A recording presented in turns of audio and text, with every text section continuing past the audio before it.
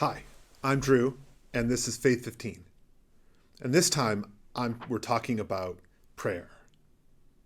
When I started planning all of this out several months ago, I was going to have it start in Lent, so we were talking about Lent, and we were doing all the stuff that we need to do in Lent. We're in discipline and prayer and confession, right? All of the stuff that was going to come up during the Lenten season. That was all going to be the subject matter here, because we need to talk about this stuff for Lent.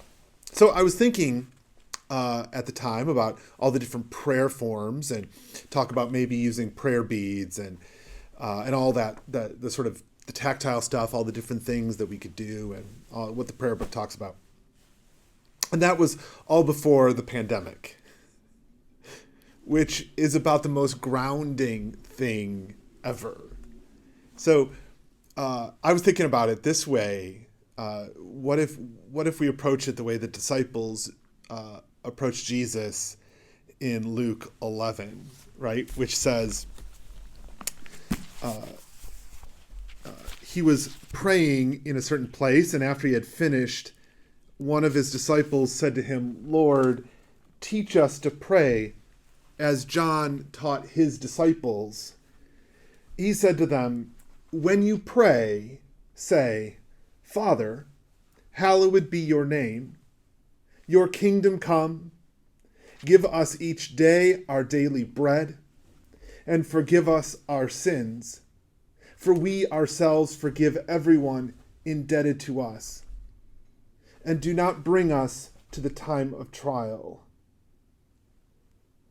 And then he goes on to talk a little bit more, and I think it's interesting too that this also, just as a note, the version that's in Matthew happens right in the middle of chapter 6, which we read on Ash Wednesday, except we cut out this part, so it's just an interesting moment for us. But notice this dynamic, the dynamic that is brought forth in this story.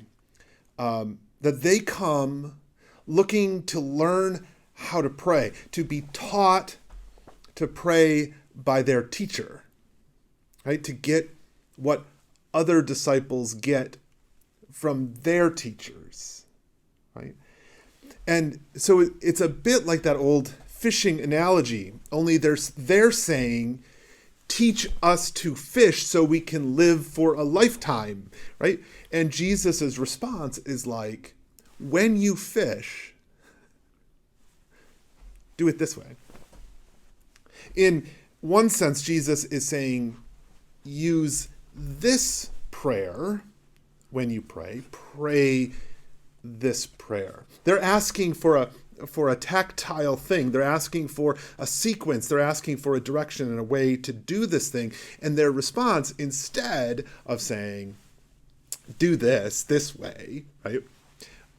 His response is like, you're going to do it. I expect you to do this.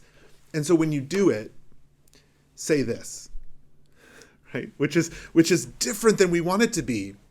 He expects us to be praying. He expects us to just pray, that this isn't there isn't a methodology to this. You just do it. But that's also an odd demand, given what's actually prayed for, if we do the demand that we think of, right? Thinking this way kind of feels like being invited over to someone's house, eating an incredible meal, having the most thrilling conversation, playing a bunch of games, and in the end, thinking the point was to set the table the right way. Right? So this isn't just about the words. This isn't just about repeating Jesus that specific and intentional way, that he gave us a specific prayer and that we must pray it, that exact prayer, the same exact way forever and ever and ever, because it misses everything else about it. What Jesus shows us in this prayer is that praying isn't wishing. It isn't just about comfort and beauty. You aren't simply interceding on behalf of those people that you know and like. When you pray, pray for God's world, not a human one. Feed everyone enough.